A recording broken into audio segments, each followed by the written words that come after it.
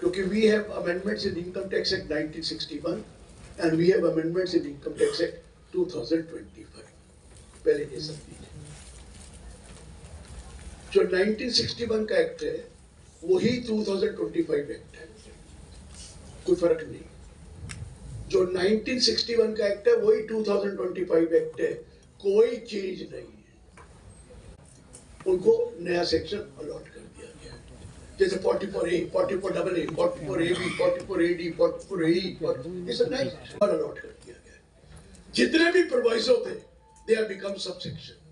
जितने भी एक्सप्लेनेशन थी, they have either become subsection or interpretation। जितने भी इनऑपरेटिव सेक्शन थे जो खत्म हो चुके थे, ATH, ATHHA, ATHHAB 80 के ज्यादा थे, उन सबको हटा दिया गया, उन सबको हटा दिया गया। और कुछ, ये क्यों बोल रहा हूं, क्योंकि आपको समझने से जरा सा, और कुछ सेक्शन को मर्ज कर दिया गया है। जैसे TDS के इतने सेक्शन हैं, हमने देखा है 192, 193, 194, 194A, 194B, 194DA, कितने ही सेक्शन है, 50। दो सेक्शन में एक्सेप्ट डाल दिया है, एक 392 जो सैलरी का TDS और एक विड्रॉल प्रोविडेंट फंड, वो एक है। बाकी all others are under one section 393। 393 में सारे TDS के सेक्शन है, नंबर नहीं दिए। 393(1) में जितने भी रेजिडेंट का TDS कटता है उसका एक टेबल बना दिए और सीरियल नंबर डाल दिए, 1 2 3 4 5 6 7 8 9। अब कहाँ से याद रहेगा सीरियल नंबर? पहले तो सेक्शन होता था, और सेक्शन तो याद आ जाते थे, जो मेजर हम यूज करते थे वो सारे सेक्शन याद आते थे। अब आपको सीरियल नंबर देखना, और जितने नॉन रेजिडेंट के वो 393(2) में डाल दिए। कितने इंस्टीट्यूशन के इतने, पर एक सेक्शन 392 कम से कम 20 पेज का, और वहां एट ए ग्लांस वो डिफिकल्टी होगी अंडरस्टैंड करने में। जीवन था वही तो इनकम टैक्स 2025 में हमने चेंज नहीं किया, सेक्शन बदले, चेंज नहीं किया, सेक्शन बदले। अभी भी माइनर की इनकम क्लब होती है और 1500 रुपए का मिलता है, अभी भी वही है 1500 रुपए। हमने इसमें क्या क्या चेंज आया, we had to read each and every line अगर हमने चेंज किया। उन्होंने कहा ऐसा नहीं, टेक्स्ट सेम है, लैंग्वेज सिंप्लीफाई कर दी, तो बड़े बड़े सेंटेंस से छोटे छोटे सेंटेंस कर दिए, लेकिन बदला कुछ नहीं है। एक तुम्हें शांति होनी चाहिए कि दोबारा तो पढ़ना पड़ेगा, लेकिन सर सेक्शन ही तो देखने पड़ेंगे ना, बाकी टेक्स्ट सेम है, लैंग्वेज थोड़ी बहुत डिफरेंट है, सिंप्लीफाई। तो एक टेबल पे रख लीजिए, ओल्ड सेक्शन न्यू सेक्शन, एक पूरा चार्ट रख लीजिए, पढ़ते रहिए, न्यू सेक्शन ओल्ड सेक्शन, तो आपको आदत पड़ जाएगी कि कौन सा सेक्शन था पहले और कौन सा ये हो गया। और जब पुराने सेक्शन का याद आएगा तो समझ में आ जाएगा सेम ही तो ये है, सिर्फ लैंग्वेज में थोड़ी सी चेंजेस है, सिंप्लीफाई किया हुआ है। क्योंकि ये था, अब 1961 को चेंज करना था, क्योंकि 1961 का एक्ट अभी भी चल रहा है। असेसमेंट ये 26-27 आना है, एम आई राइट? असेसमेंट ये 26-27 आना है, ये प्रीवियस 25-26 खत्म होने जा रहा है, आएगा 26-27, उसमें कुछ चेंजेस करिए, कई काफी चेंजेस करिए। अब जो वो चेंजेस हुई, वो चेंजेस 2025 में भी करनी पड़ेगी कि नहीं करनी पड़ेगी, क्योंकि वो पहले थी नहीं। अब जो 2025 की चेंजेस है, सॉरी 1961 की, वो सारी की सारी 2025 में भी डाली गई है, वो 2025 में भी डाली गई है जो चेंज हुई। और उसके बाद अब 2025 को आगे और भी कुछ अमेंडमेंट करी है। हमने कहा था एक्ट ना चेंज करो, लेकिन जब कोई चीज चेंज होगी तो हमें पता लग जाएगा कि इसमें ये चेंज आया है। इसलिए उन्होंने 225 में चेंजेस जो की, दो तरह की, एक जो 61 की चेंजेस है वो 2025 में डाल देंगे। इन एडिशन टू दैट 2025 की और ये पहले समझ में आ गया। मैं चाहता तो क्रॉस था, लेकिन मैं नहीं करूंगा क्योंकि टाइम नहीं होता, टाइम काफी निकल गया और मेरा आगे भी लेक्चर है, लेकिन मैं फिर भी आपको सब चीजें बता के जाऊंगा। सुनिए, और बहुत ज्यादा टेक्निकल नहीं होऊंगा, थोड़ा सा इसी तरीके से बोलूंगा। 4 जजमेंट ओवररूल करके सुप्रीम कोर्ट की रेट्रोस्पेक्टिव से चेंज कर दिया। रेट्रोस्पेक्टिव मैं ऑर्डर में नहीं जाऊंगा क्योंकि पहले आप एक है जाओ और पाओ, सुना ना, जाओ और पाओ। जुरिडिक्शनल, ये मेरा लास्ट में था, मैं पहले ला रहा हूं क्योंकि उस तरीके से समझिए। Jurisdictional assessing officer, faceless assessing officer. जब फेसलेस आया तो ये बोला गया था कि अब कौन सारा चीजें फेसलेस वाला करेगा। अब जब फेसलेस का करना है तो रीअसेसमेंट का जो 148A है या 148 है तो उसको भी फेसलेस को करना चाहिए था, लेकिन वो जाओ कर रहा था, जुडिशियल असेसिंग ऑफिसर। 148 भी वो देता था, फिर उसके बाद 148 नोटिस भी वो देता था, लेकिन 147 फेसलेस वाला करता था। समझ में आया? जबकि उनका था सारा फेसलेस हो गया 21 से। कई बार तो फेसलेस वाला सॉरी जाओ 148 देकर 148 फाव कर देता था और 147 भी फाव कर देता था। इन्होंने एक अमेंडमेंट कर दी 147A में। लुक हियर, दोनों कंकरेंट है, सर तो दोनों ही है, एक असेसिंग है एक वो है। तो जो भी 148A का है सो कॉस्ट नोटिस या 148 का है वो जाओ ही देगा। कौन देगा? उनको भी कुछ फायदा कराओ, वो जाओ ही देगा। समझ में आ गया? 148A रीअसेसमेंट का जो बता रहा हूं, पहले वो 148 कौन देगा? जाओ देगा। और असेसमेंट टू वो जो 147 है वो फाउ करेगा। किस डेट से क्या? 21 से अमेंडमेंट कर दी। ये जजमेंट को ओवररूल करके 21 से कह दिया जो भी 148 आया, जो भी 148 आया और 48 आया जिसकी वजह से आप जीत रहे थे कि भाई ये तो गलत आ गया, ये तो फाउ ने देना था, वो खत्म हो गया, वो वैलिड माना गया और अब आपका 147 फाउ ही करेगा। क्योंकि ये इनकम टैक्स एक्ट 61 में आया, सिमिलर प्रोविजन 25 में भी डाल दिया। 22 तो इनकम टैक्स है 25, उसमें 279 वही है जो 147 होता था, 281 वही है जो 148A होता था, 280 वही है जो 148 होता था।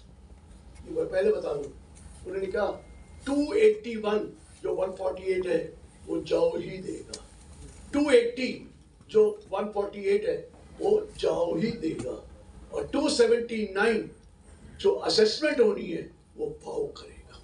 समझ आ गया? ये अमेंडमेंट क्योंकि वहां थी इधर भी डालनी पड़ेगी, क्योंकि वो पहले थी नहीं उधर, जब उधर आई तो इधर भी डालिए। मतलब तो यही है। आगे चलते हैं, मैं बाकी बात बताऊंगा। 139(1)(c) रिटर्न फाइल करने की डेट है, मालूम है क्या डेट है? 30 नवंबर, 31 अक्टूबर और 31 जुलाई। सबको मालूम है। 30 नवंबर वो वाली है जिसकी टीपी रिपोर्ट जाती है, 31 अक्टूबर वो है जिसमें टैक्स ऑडिट होता है, चाहे इनकम टैक्स एक्ट में या अदर कोई एक्ट में 31 अक्टूबर है, और जिसका कोई ऑडिट नहीं होता वो 31 जुलाई है। अब ये आया कि हम उनको नहीं चेंज करें 30 नवंबर, हम 31 अक्टूबर को भी नहीं कर रहे, हम 31 जुलाई को भी नहीं कर रहे, वो वही रहेगा जिसका फॉर्म 1 और 2 जाता है। फॉर्म 1, फॉर्म 3 किसका जाता है? जिसका बिजनेस और प्रोफेशनल इनकम। तो सुनिए, नई चीज क्या डाली? All assessees whose accounts are not liable to be audited either under the Income Tax Act or any other law and who are carrying on business or profession, उनके लिए 31 अगस्त होगी। मैंने क्या बोला? वो वाले असेसी जिसके अकाउंट्स ऑडिट नहीं होते, ऑडिट वाले तो 31 अक्टूबर चले ही जाता है, जिनके अकाउंट्स ऑडिट नहीं होते और जिनका वो कैरी ऑन कर रहे हैं बिजनेस एंड प्रोफेशन, उनके लिए 31 अगस्त। ये बड़ा डिमांड था कि सर बहुत प्रेशर पड़ता है 31 जुलाई का, क्योंकि 15 जून के बाद तो आप 26 से ये अवेलेबल होता है, तो इतना प्रेशर है कि हमें दिक्कत आती है। उन्होंने कहा कोई बात, फॉर्म 1 फॉर्म 2 कर दीजिए 31 जुलाई, उसमें ज्यादा मुश्किल नहीं है। जब भी वो एसएससी होगा जिसके अकाउंट्स ऑडिट नहीं होते, उसकी क्या डेट हो जाएगी? 31 अगस्त, प्रोवाइडेड वो business and profession carry on कर रहा है। 30% ठीक हुआ जी बात। यही बात उन्होंने नए एक्ट में डालनी पड़ेगी जब पीछे भी डाला है, तो वो section 263 sub section 1 clause C में डाल दी गई। ठीक हो गया सर। डिड नो कि अब ये जो असेसमेंट या 26-27 की रिटर्न जाएगी, उसमें बिजनेस प्रोफेशन जिनके अकाउंट्स ऑडिट नहीं होते कब जाएगी? 31। उसमें वो भी है जो प्रेजेंटिव इनकम वाले हैं। ऑब्वियसली प्रेजेंटिव इनकम वाले बिजनेस और प्रोफेशन का कर रहे हैं क्या नहीं कर रहे हैं, तो उनकी अब 31 अगस्त क्योंकि उनका अकाउंट्स ऑडिट नहीं होने, ऑडिट हो गए तो 31 अक्टूबर, लेकिन नहीं होंगे तो क्या होगी? 31 अगस्त करेंगे इस साल में जो 26-27 में जाएगी। और उस साल जब 26-27 का टैक्स ईयर की रिटर्न 27-28 फाइनेंशियल ईयर में जाएगी तो वहां भी 31 अगस्त करना ही पड़ेगा। जब इस साल किया है तो अगले साल तो जाना ही पड़ेगा। ये क्लियर हुआ सर?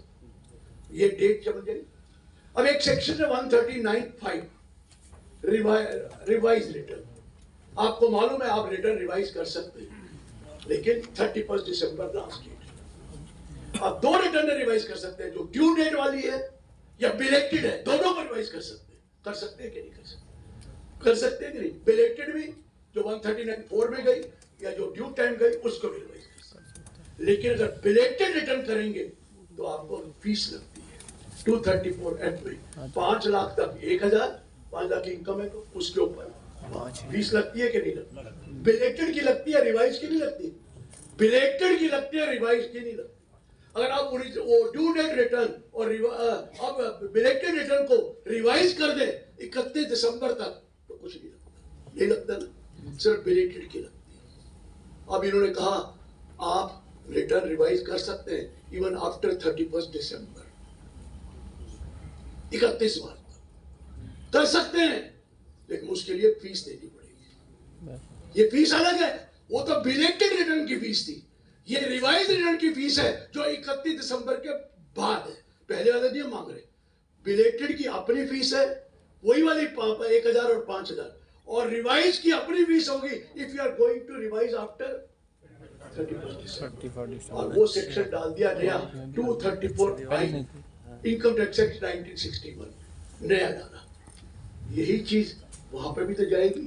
तो वहां का करा 263(1)(5) में लिखा रिवाइज कर सकते हैं आफ्टर मार्च, और जो फीस डाली वो 428 क्लॉज बी में डाल।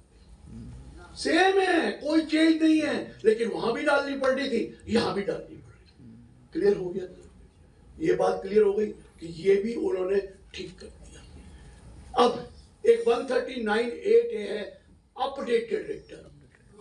कोई रह गई गलती, कोई भूल गए, और आप ऑनेस्ट आदमी हैं, आप वेट नहीं करना चाहते। पहले तो पॉसिबल नहीं था, 31 दिसंबर के बाद आप रिवाइज कर ही नहीं सकते, कुछ कर ही नहीं सकते थे। ये हमने डरवाया था, मुझे याद है। हमने कहा था इसको लिखो, गलती रह जाती है इंसान से, क्या करें, हम ऑनेस्ट आदमी देना चाहते हैं। हमने कहा इसको कहो मॉडिफाइड रिटर्न, नाम बदल दिया उन्होंने, वो अलग बात है। और आप 2 साल तक अलाउ कर दो। पहले साल का पेनल्टी लो 10% एडिशनल टैक्स, और दूसरे साल लो 25% एडिशनल टैक्स। हमारी बात तो मान ली, लेकिन मॉडिफाइड का नाम रख दिया अपडेटेड। और उन्होंने कहा ये 10 और 25 तो बहुत कम है, हम 25 और 50 पहले साल अगर अपडेट करनी है तो 25, दूसरे साल की करनी है तो 50% एडिशनल टैक्स दे दो। चलो जो भी हुआ, तो इन्होंने देखा पैसा आ गया 25 में भी और 50 में भी। कोई लोग कहते हैं बच जाएंगे पेनल्टी से, दे दो यार 25% एक्स्ट्रा, नहीं तो पेनल्टी लगेगी तो 200% भी लग सकती है या कोड भी लग सकती है। दे दिया। ये तो बड़ा मजा आ गया, ऐसे ही करते, इसको 4 साल का कर दो। 4 साल का किया नहीं किया, 25, 50, 60, 70 एक्स्ट्रा दे दो, जाइए, हम कुछ नहीं कहेंगे, अब अपडेट कर दो। ये आया था ना?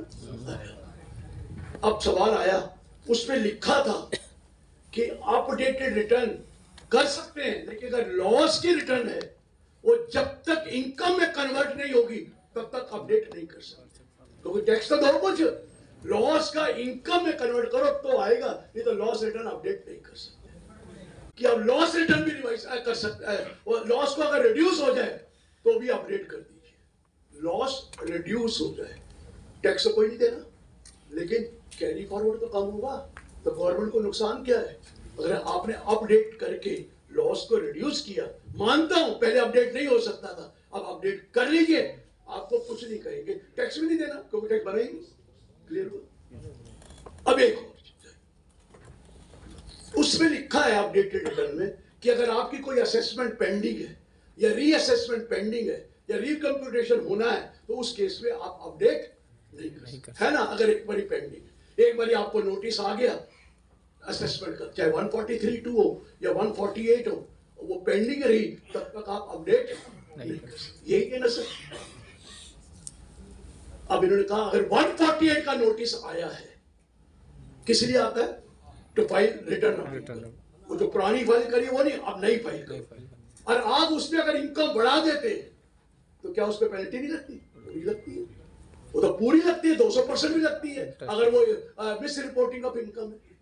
मेरे पास अगर 148 का नोटिस आया कि आप रिटर्न भरो, उससे अच्छा तो वही भरो जो पहले थी।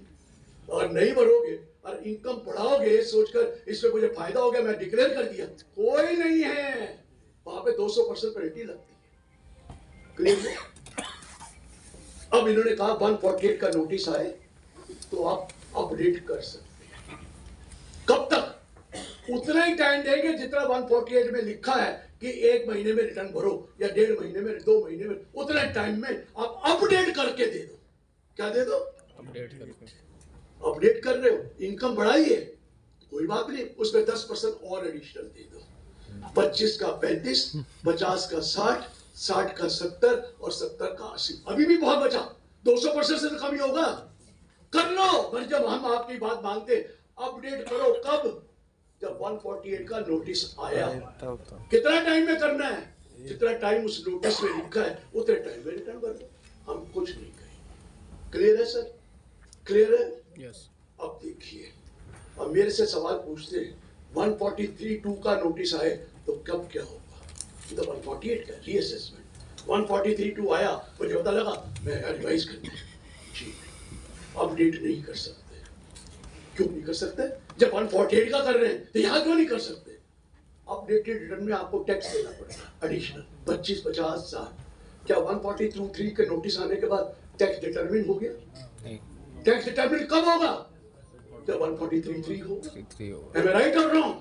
और 143(3) अभी हुआ ही नहीं तो आपको एडिशन कैसे दोगे? वो जो टैक्स दिया हुआ है वो तो एडवांस टैक्स है या टीडीएस है या सेल्फ असेसमेंट टैक्स है। It is not a final tax. Final tax कैसे निकलेगा?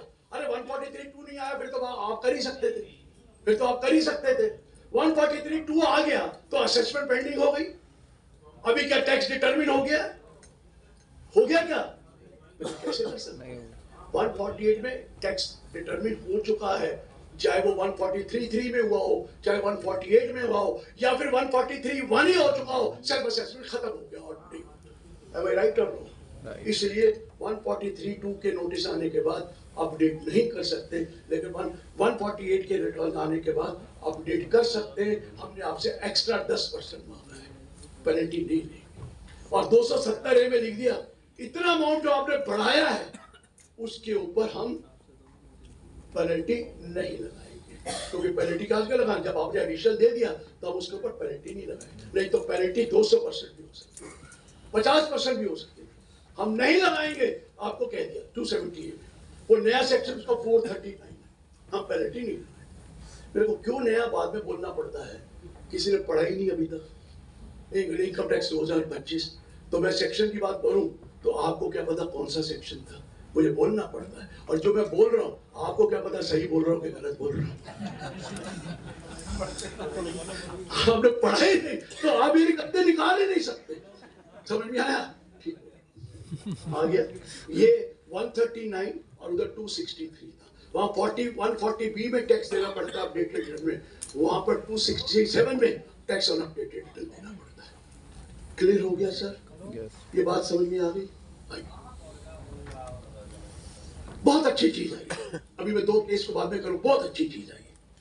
पर ये इनकम टैक्स 2025 की है, 61 की नहीं है। आपको मालूम है 36(1)BA तो पुराना है, employees contribution to provident fund, ESI और अदर वेलफेयर फंड, याद है, इज एन इनकम जो 224 में टैक्स लग जाता है। लेकिन अगर उसकी पेमेंट आप due date of respective act से कर दें तो आपको डिडक्शन मिल जाती है। मैंने एम्प्लॉय का कंट्रीब्यूशन काटा, जमा करा दे 15 दिन में प्रोविडेंट फंड में लिखा है, ESI में, तो डिडक्शन मिलेगी, नहीं तो एक्सपेंस कभी अलाउ होगा ही नहीं, क्योंकि मैंने उसको पहले इनकम मान लिया। आया? अब सेक्शन आया 2/29 E, अगर एम्प्लॉय का कंट्रीब्यूशन है उसको अब इनकम मान लेंगे, सेक्शन 2/49(10) में मान लेंगे।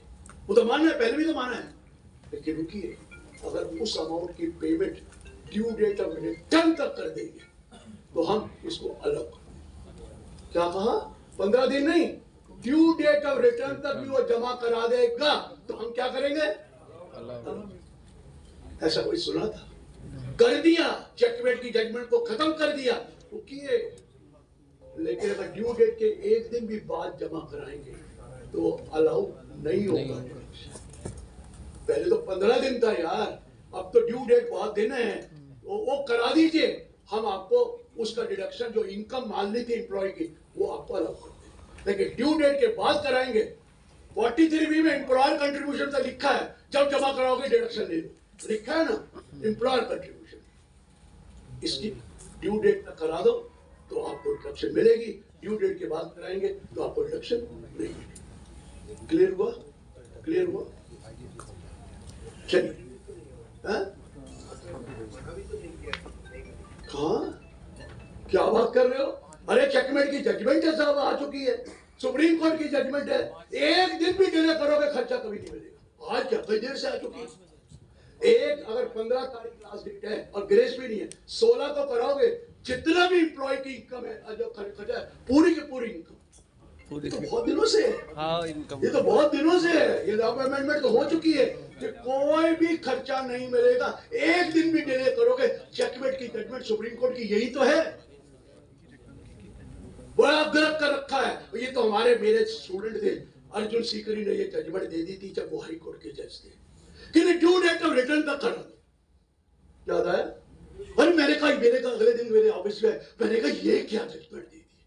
कहता मुझे तो अच्छा लगा यार, एम्प्लॉयर का जो ड्यू डेट था इसको भी ड्यू डेट तक कर दो। उसके बाद 12 कोर्ट हमारे फेवर में हो गए, सेम जजमेंट के 12 कोर्ट ने दे दिया, एक गुजरात हाई कोर्ट ने मेरा गर्म कर दिया, कहे बिल्कुल अलाउड नहीं है, ड्यू डेट तक होनी चाहिए। फिर लॉ भी बदला और ये चेकमेट के बाद लॉ ने भी लिख दिया कि ना, एक दिन भी डिले करोगे खर्चा कभी नहीं मिलेगा, क्योंकि एम्प्लॉय का नुकसान हो रहा है। तुमने एम्प्लॉय का पैसा लेके रखे हुए, एम्प्लॉय का है तुम्हारा थोड़ी है, जो उसकी सैलरी से काटा वो किसका पैसा है, तो फिर कैसे यूज कर रहे हो आप? 15 दिन में जमा कराओ, एम्प्लॉयर की बात अलग है, उसमें इंटरेस्ट विटरेस्ट अलग है, एम्प्लॉय का नहीं कर सकते। इसी जजमेंट की वजह से उन्होंने थोड़ा रिलैक्सेशन दे दिया यार, 15 दिन बहुत कम हो गए, कोई डिले हो जाए कुछ हो जाए, चलो 31 जुलाई को होगी बिजनेस उसका नहीं था, 31 अगस्त, क्योंकि अगर वो बिजनेस कर रहा है तभी तो प्रोविडेंट फंड काटेगा, या 31 अक्टूबर या 30 नवंबर, उतना टाइम दे दिया कि एम्प्लॉय कंट्रीब्यूशन को जमा। एक दिन भी डिले करोगे ड्यू डेट के बाद फिर वो इनकम बनी नहीं है, उसका डिडक्शन नहीं मिलेगा। अच्छा नहीं आया? बहुत अच्छा है, बहुत अच्छा है। पर आप लोगों को तो काफी दिक्कत होती थी जो इस पे कर रहे थे प्रैक्टिस की, ये क्या? आगे चलो, अब जरा और सुनना। डिविडेंड जब बाईबैक ऑफ शेयर हुआ था जी, उसमें कह दिया जितना भी कंसिडरेशन प्राइस मिलेगा वो आपका डिविडेंड होगा। ये आया था कि ये कंपनी ने बाईबैक किया और आप उसमें शेयर हैं, आपके शेयर को बाईबैक कर लिया, तो जितना भी डिविडेंड पैसा आएगा कंसिडरेशन प्राइस वो क्या हो जाएगी, डिविडेंड मानी जाएगी। लेकिन क्योंकि आपने शेयर खरीदे हुए हैं, सब वो 3 लाख के खरीदे, तो फिर उसका क्या होगा? तो 3 के खरीदे, उसमें लिखा था वो तो डिविडेंड माना जाएगा लेकिन वो कैपिटल गेन होगा। कैसे होगा भाई? वो कहता है इसकी कंसीडरेशन प्राइस 0 मान लें, कंसीडरेशन प्राइस 0 माइनस खरीदा कितने का, 3 लाख का, तो 3 लाख रुपए कैपिटल लॉस हो गया। या तो उसी साल सेटअप कर लो या इसको कैरी फॉरवर्ड। आप बात समझ में आया? ये उन्होंने कहा था कि हम तो 30% टैक्स लेंगे, जो कंपनी का रहे वो लेंगे। डिविडेंड जो माना जाएगा बाई बैक का पेमेंट। अब देखिए इन्होंने क्या कहा है कि ये डिविडेंड नहीं माना जाएगा, जो भी बाई बैक हुआ। मैंने थोड़ी करा है, कंपनी ने करा है। जो भी पैसा आपको मिलेगा बाई बैक का वो कैपिटल गेन होगा। जो भी पैसा आपको मिलेगा कैपिटल। सपोज आपने 3 लाख के शेयर खरीदे थे, आपको 7 लाख मिला। पहले 7 लाख रुपए वो डिविडेंड होता था और 3 लाख रुपए कैपिटल लॉस होता। कैपिटल कहते नहीं, 7 - 3 4 लाख रुपया आपको कैपिटल पे टैक्स दे दो। कितना? अरे अगर लॉन्ग टर्म है तो 12.5, अगर वो लिस्टेड का वो है शॉर्ट टर्म है तो 20, अगर अनलिस्टेड का है तो 30। यही है ना सर? अब तो चाहे लिस्टेड हो चाहे अनलिस्टेड हो, अगर लॉन्ग टर्म है तो 12.5 ही तो है। 12.5% लगाएंगे, आपको भी मुझे भी लगाएंगे। लेकिन रुको, प्रमोटर्स को नहीं छेड़ेंगे। प्रमोटर को तो उतना ही देना पड़ेगा जितना उनका टैक्स था। वो कैसे निकाला? अगर प्रमोटर कंपनी है तो कंपनी का टैक्स 22% है, ठीक है। अब प्रमोटर कंपनी ने मुझे मेरे शेयर बाई बैक कर दिए। कंपनी थी और उस कंपनी में मेरे शेयर थे, तो प्रमोटर को पैसा मिला जो कंपनी थी, बाई बैक किया 7 लाख, सब जो भी किया 12.5% लॉन्ग, वही से 20% और 22%। लेकिन रुको, जितना आपने कम दिया वो एडिशनल देना पड़ेगा। कितना कम दिया? 12.5 दिया। इससे आगे की वीडियो देखने के लिए सब्सक्राइब करें, लाइक करें और शेयर करें।